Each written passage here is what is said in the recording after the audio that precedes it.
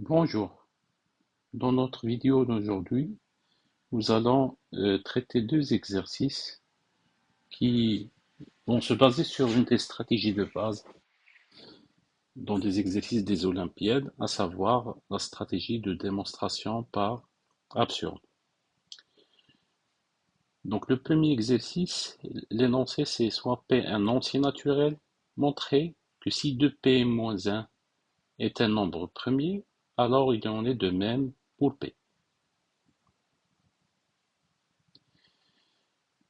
Comment on va traiter donc cet exercice? Comme j'ai dit, on va faire l'hypothèse par absurde.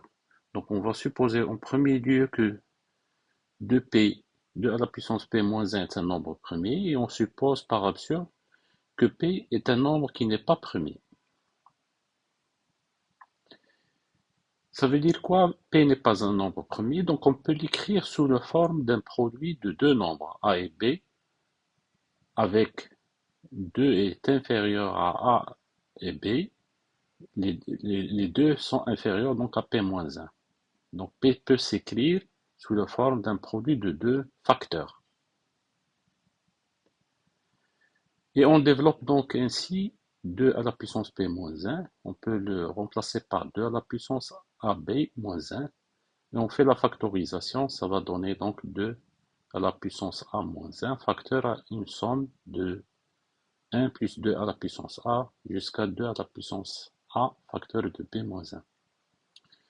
Comment on décrit ça? Donc, ce n'est autre que l'utilisation de l'identité pour la somme d'une suite géométrique, à savoir que a à la puissance n-1, c'est le a-1 facteur de 1 plus a plus jusqu'à n-1.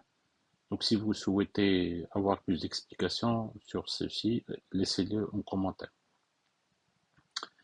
Alors, donc on revient à notre équation. Donc, on a écrit 2 à la puissance p-1 sous la forme de 2 à la puissance a-1 fois une somme. Ça veut dire que 2 à la puissance p-1 est divisible par 2 à la puissance a-1 qui est supérieur à 1. Ce qui veut dire autrement que 2 à la puissance p-1 n'est pas premier, et ceci contredit donc l'hypothèse, d'où le résultat par absurde.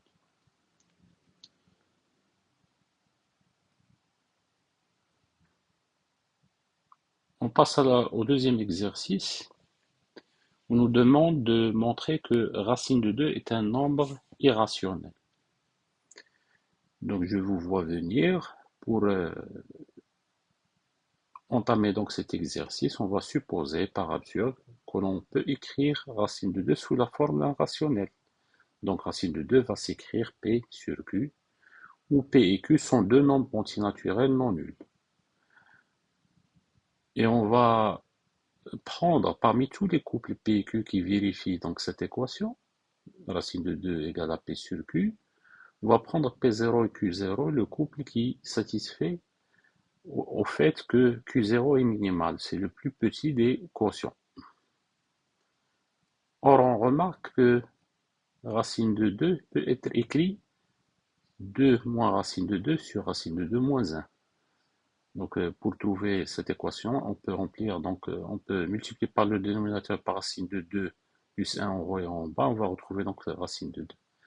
Et en remplaçant donc racine de 2 par sa valeur qui est P0 sur Q0, donc ça va s'écrire racine de 2 est égal à 2 moins P0 sur Q0 sur le quotient Q, P0 sur Q0 moins 1. Et en faisant la simplification, ça nous donne 2Q0 moins P0 sur P0 moins Q0.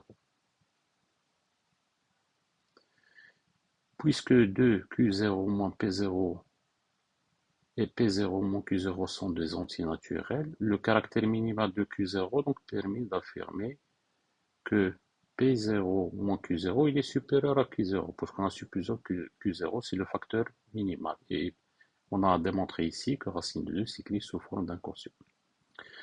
Alors, donc racine de 2 qui s'écrit P0 sur Q0 est donc supérieur à 2, ce qui est bien évidemment donc, possible puisqu'on connaît la valeur de racine de 2. Ainsi prend fin donc notre vidéo. Si vous avez aimé la vidéo, donc laissez un pouce de like et je vous invite à s'abonner à la chaîne. Merci.